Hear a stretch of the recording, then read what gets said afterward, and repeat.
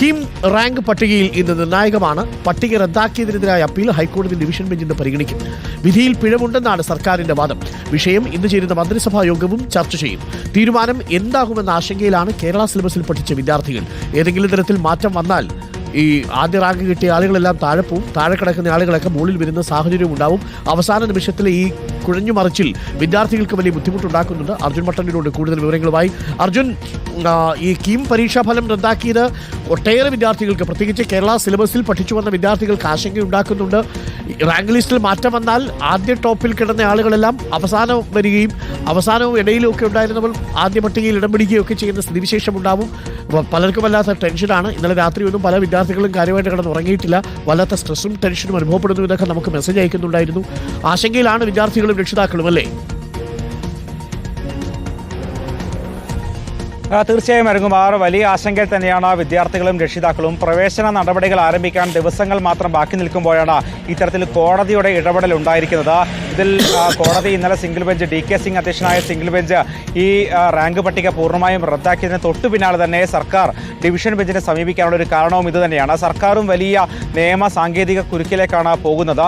പ്രധാനമായും കോടതി പറഞ്ഞത് ഈ റാങ്ക് ലിസ്റ്റ് പ്രസിദ്ധീകരിക്കുന്നതിന് 1 മണിക്കൂർ മുൻപ് മാത്രം ഇത്തരത്തിൽ മാനദണ്ഡങ്ങൾ മാറ്റിയാൽ അത് അംഗീകരിക്കാൻ കഴിയില്ല എന്നുള്ളതാണ്. കളി ആരംഭിച്ച ശേഷം കളി നിയമങ്ങൾ മാറ്റുന്നത് പോലെയാണ് എന്നാണ് ഇത് കോടതി പറഞ്ഞത്. എന്തായാലും ഇതിനെതിരെ ഇപ്പോൾ കോടതി ഡിവിഷൻ ബെഞ്ചിനെ സമീപിച്ചിരിക്കുകയാണ് സംസ്ഥാന സർക്കാർ. എത്രയും പെട്ടെന്ന് ഒരു സ്റ്റേ വാങ്ങുകയാണ് സംസ്ഥാന സർക്കാരിൻ്റെ ലക്ഷ്യം. അത്തരത്തിൽ മാത്രമേ പ്രവേശന നടപടിയിലേക്ക് സംസ്ഥാന സർക്കാരിനും കടക്കാൻ കഴിയുകയുള്ളൂ.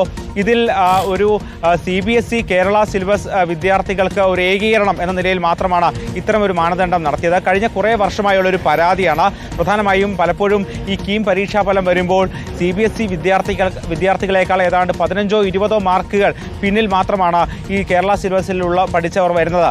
ഇത് ഏറെക്കാലമായുള്ളൊരു പരാതിയാണ്. ഇത് പരിഹരിക്കാൻ വേണ്ടിയാണ് സർക്കാർ ഇത്തരത്തിൽ വിദഗ്ധ സമിതി അടക്കം നിയോഗിച്ചുകൊണ്ട് ഇത്തരമൊരു നടപടിയിലേക്ക് കടന്നത് എന്നതാണ് സംസ്ഥാന സർക്കാരിൻ്റെ വാദം. എന്തായാലും പക്ഷേ ഇത്തരത്തിലൊരു നടപടി അംഗീകരിക്കാൻ കഴിയില്ല എന്നതാണ് കോടതിയുടെ നിലപാട്. എന്തായാലും ഇന്നിപ്പോൾ ഡിവിഷൻ ബെഞ്ച് ഈ ഹർജി പരിഗണിക്കുകയാണ്. ജസ്റ്റിസുമാരായ അനിൽ K. നരേന്ദ്രൻ, S. മുരളീകൃഷ്ണ എന്നിവർ ഉൾപ്പെട്ട ബെഞ്ചാണ് ഹർജി പരിഗണിക്കുന്നത്. എത്രയും പെട്ടെന്ന് സ്റ്റേ ചെയ്യണം എന്നതാണ് സംസ്ഥാന സർക്കാരിൻ്റെ ആവശ്യം. ഇന്ന് കോടതി ഈ ഹർജിയിലെടുക്കുന്ന നിലപാട് ഈ കേസിലേറെ നിർണായകമാവുകയും ചെയ്യും. ഒരു പക്ഷേ ഇത്തരത്തിൽ മുന്നോട്ട് പോവുകയാണെങ്കിൽ, അല്ലെങ്കിൽ ഈ പുതിയ കോടതി വിധി അംഗീകരിക്കുകയാണെങ്കിൽ സ്വാഭാവികമായും നിലവിലെ റാങ്ക് പട്ടികയിലുള്ളവർ കോടതിയെ സമീപിക്കാനുള്ള സാധ്യതയും മുന്നിലുണ്ട്. Arunkumar, thank you. അർജുൻ മട്ടന്നൂരാണ് വിവരങ്ങൾ നൽകിയത്. ചുരുക്കത്തിൽ കീം പരീക്ഷാ ഫലവുമായി ബന്ധപ്പെട്ട വിഷയങ്ങൾ ഇന്നും നാളെ അവസാനിക്കാൻ പോകുന്നില്ല. ഡിവിഷൻ ബെഞ്ചിന്റെ ഉത്തരവ് വന്നാൽ പട്ടികയിലുള്ളവർ വീണ്ടും അപ്പീൽ പോകാനുള്ള സാധ്യതയുണ്ട്. ഇതിങ്ങനെ നിയമക്കുരുക്കിൽപ്പെട്ടാൽ വിദ്യാർത്ഥികളുടെ ഭാവി അനിശ്ചിതത്വത്തിലാവും. സർക്കാർ കുറച്ചുകൂടി ജാഗ്രത ഈ വിഷയത്തിൽ എടുക്കേണ്ടിയിരുന്നില്ലേ പ്രേക്ഷകർക്ക് എന്ന് തോന്നുന്നു. കാരണം അവസാന നിമിഷം ഈ തീരുമാനമെടുക്കുകയും ഫോർമുല നിശ്ചയിക്കുകയും ഒക്കെ ചെയ്തപ്പോഴാണ് ഇന്നലെ ഹൈക്കോടതിയുടെ സിംഗിൾ ബെഞ്ചിന്റെ വിധി വരുന്നത്. കളി തുടങ്ങിയതിനു ശേഷം കളി നിയമങ്ങൾ മാറ്റാൻ പറ്റില്ല. വളരെ കൃത്യമായ കാര്യമല്ലേ?